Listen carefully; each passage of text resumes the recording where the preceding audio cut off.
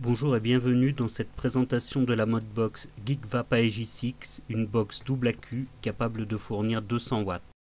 Le choix des matériaux, ici aluminium et silicone, en font une box bénéficiant de la norme IP67, résistante au choc courant, étanche à l'eau et à la poussière. La tranche légèrement incurvée est pourvue de 2 boutons de réglage et d'un bouton Fire large et confortable. Le grand écran de 2,4 pouces est protégé par un polycarbonate transparent solide. La finition arrondie en simili-cuir imperméable procure une prise en main confortable. La connectique 510 parfaitement centrée permettra l'utilisation de cléromiseurs jusqu'à 27 mm de diamètre sans aucune dépassée. Sous ce bouchon silicone parfaitement étanche, on trouve le port micro USB permettant le rechargement des accus ainsi que les éventuelles mises à jour du chipset. Sous la AEG6, on trouve le sigle d'homologation CE, les évents de dégazage et la trappe des accumulateurs. La AEG6 utilise 2 accus au standard 18650. Elle est protégée contre les inversions de polarité. Il faudra presser légèrement la trappe, puis la verrouiller pour assurer une étanchéité parfaite. Classiquement, cette Modbox s'allume ou s'éteint par 5 pressions en moins de 2 secondes sur le bouton Fire. Je vais vous présenter rapidement les assemblages que nous proposons sur notre site freevapot.fr. Ici, avec le TFV8 Baby V2, un claireau grosse vapeur, inhalation directe, d'une capacité de 5 ml, doté d'un triple airflow situé en partie basse. Son diamètre de 24 mm à sa base, 30 mm pour son bulbe, s'adapte parfaitement à la AEG6. Ses résistances quantales s'utilisent entre 70 et 140 watts, en puissance variable, pour une vapeur tiède à chaude. Le Zeus Subohm est le premier cléromiseur de la gamme Zeus utilisant des résistances toutes faites nécessitant de 60 à 80 watts. Cet ensemble privilégiera donc l'autonomie.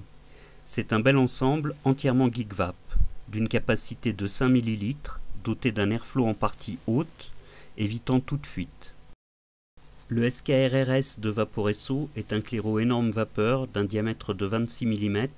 Son réservoir d'une contenance de 8 ml reprend le concept de top cap vissé du SKRR. Ces résistances étudiées pour éviter projection et fuite s'utilisent entre 50 et 80 watts. Il est également compatible avec la large gamme de résistances Vaporesso GT, certaines rendant possible le contrôle de température. Le Smoktech TFV16 est le monstre de la gamme des TFV. Un cloud chaser de 9 ml de contenance et d'un diamètre de 27 mm. C'est la limite de diamètre pour rester parfaitement flush avec la AEG6, qui prouve ici son intérêt, car ce TFV16 ne s'adapte pas aussi bien sur toutes les boxes. Ces résistances exigent de fortes puissances, 80 à 160 watts. Elles sont refroidies par 2 énormes airflows en partie basse. La AEG6 dispose de 15 possibilités de customisation d'écran. Pour accéder au menu de personnalisation, il faut commencer par presser 3 fois le Fire. Il faut ensuite presser simultanément les boutons plus et moins jusqu'à l'apparition du menu. Le choix du réglage à effectuer se fait avec le Fire. La AEG6 propose 3 thèmes bien différents. Chacun d'eux pourra se décliner en 5 coloris. Même si certains n'attachent pas d'importance à cette option, d'autres trouveront l'un des thèmes plus lisibles ou apprécieront une couleur en harmonie avec celle de la box et du cléromiseur. Pour effectuer des réglages, il faudra presser 3 fois le Fire. Et comme la AEG6 est une box très réactive, il faut absolument éviter d'envoyer 200 watts à une résistance qui n'en supporterait que 50. C'est pourquoi je recommande vraiment d'adapter la puissance avant de monter un claireau. Comme sur la plupart des box actuelles, la AEG6 détecte une valeur de résistance et demande s'il s'agit de la dernière résistance utilisée ou d'une nouvelle. Personnellement, pour ne pas me prendre la tête, je réponds toujours New. Je presse 3 fois le Fire pour accéder au réglage qui se font tous à partir de l'écran principal. La première option mise en surbrillance est le M des mémoires. 4 mises en mémoire sont possibles, on les parcourt avec plus et moins. En pressant de nouveau le Fire, j'accède aux différents modes. Je les fais défiler avec les boutons plus et moins. En mode Power, une pression supplémentaire sur le Fire me donne accès aux 3 preheats programmés. Powerful pour plus de puissance la première seconde, Soft pour moins de puissance la première seconde, Standard qui n'implique pas de preheat. Des pressions supplémentaires sur le Fire me permettent d'affiner la valeur de mon coil si besoin, ou encore de remettre à zéro le compteur de bouffée. L'attente ou un appui prolongé sur le Fire valide ces choix.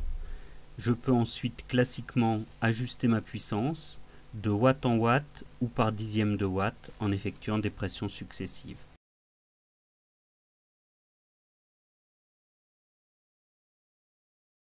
Une description de la EJ6 ne serait pas complète sans parler de son mode curve plutôt intéressant. Une fois dans le mode curve, le premier réglage à effectuer est la durée commune à tous les points. Cette durée s'établit au dixième de seconde, de 5 dixièmes à 1 seconde 2. Ensuite, en appuyant sur le Fire, j'accède au réglage de la puissance du premier point. Une fois la puissance réglée, je passe au point suivant avec le Fire. Je renseigne mes 6 points en fonction des puissances souhaitées.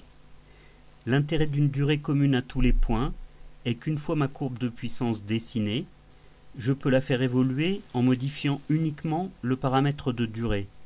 C'est un gain de temps énorme pour changer rapidement et simplement les sensations.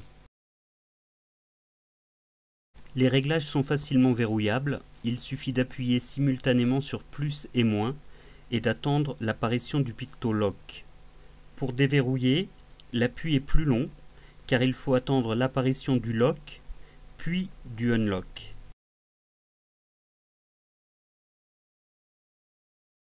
L'écran est réglable en luminosité. Il suffit de presser simultanément le Fire et le plus ou le Fire et le moins pour effectuer ce réglage. La EJ6 dispose également d'un mode furtif qui garde l'écran éteint pendant la vape. On accède au mode furtif en pressant simultanément le Fire, le plus et le moins. Aucun risque de dérégler la box car les réglages sont également verrouillés.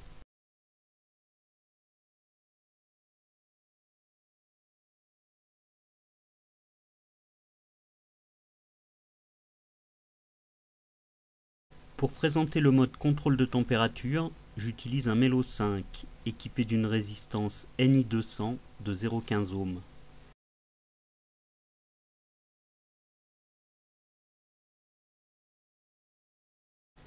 Je choisis le mode NI, puis je me déplace sur la ligne du coil. J'affine la valeur exacte à 0,15 ohms avec le plus, puis je la verrouille avec le moins.